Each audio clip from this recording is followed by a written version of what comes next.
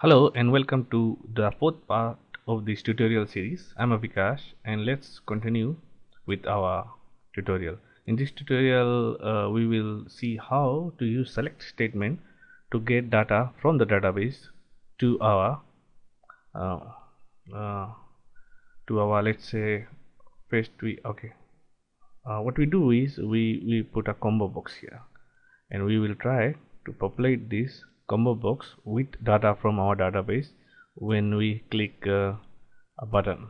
Let's say this button. So let's name this button, visual properties, select button again, and then button name we say btn load data, and this is called combo box 1 is all right. So when we run the application, we click the button, nothing happens. Great. Let's rename this button as well. That would be in the text property of the button, load combo. So people will know. Okay. So let's begin coding. Let's just quickly go to our database. Let's open the database and open the table. You can see I've taken a liberty of entering some random data into the table to save time. So we will pull this face name table, which is different, in our combo box here. Okay, to do that, let's start by double clicking our combo box and let's highlight this all and close it over here so it doesn't ignore. So we will only code this load data button for now. To make things quicker, let's copy all these connection which remains the same up to here, actually up to here.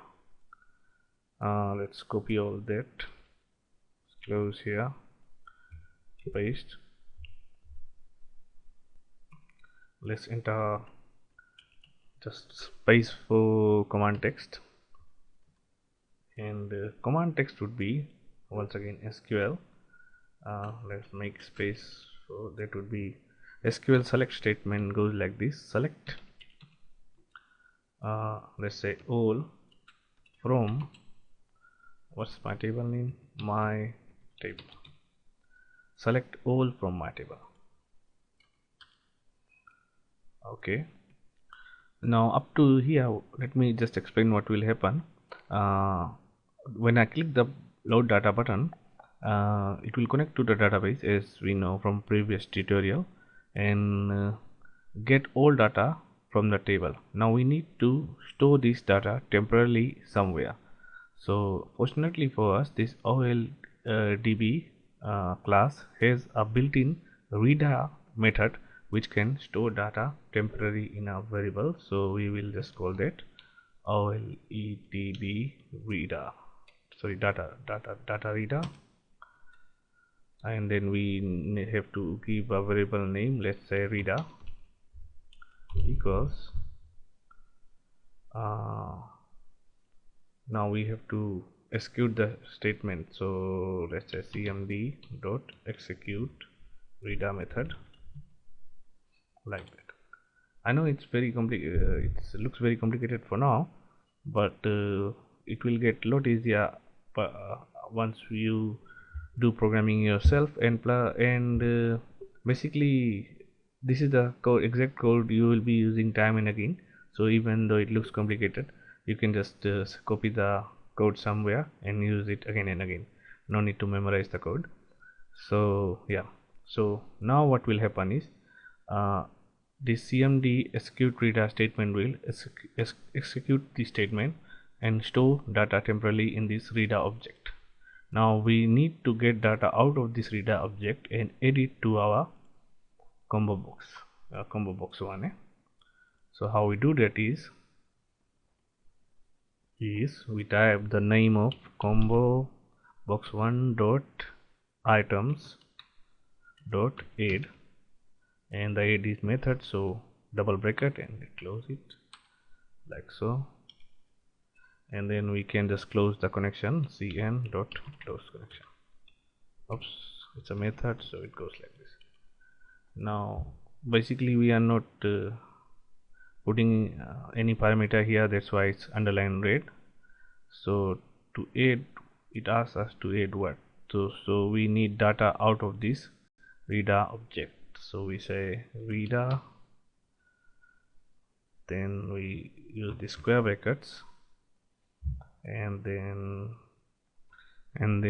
we need to get the name of the first column, which is strings, so text, so we put it inside the bracket, and then the name was the name was first name, I guess, like that.